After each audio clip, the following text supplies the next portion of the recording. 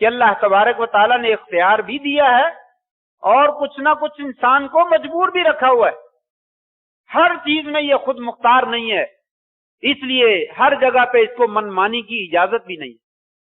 انسان کو عقل سے نوازا، عقل کے ساتھ اختیار بھی دیا، اور اختیار کے ساتھ اللہ تبارک و تعالیٰ نے یہ بھی بتلایا کہ بعض معاملات میں تو مجبور ہے. انسان میں اور حیوان میں فرق کیا ہے؟ یہی فرق ہے. انسان کے پاس عقل ہے، حیوان کے پاس عقل نہیں.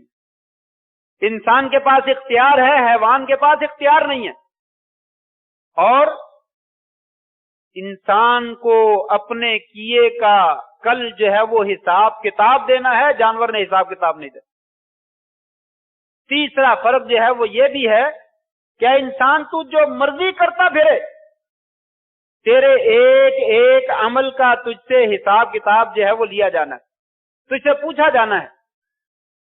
تیری زندگی ہم نے بیکار نہیں بنائی، تجھے عقل ایسے بیکار میں نہیں دی ہے، تجھے اختیار ایسے ہی بیکار میں نہیں دیا ہے. تجھ سے ایک ایک لمحے کا، ایک ایک وقت کا اور ایک ایک منٹ کا حساب کتاب لیا جانا.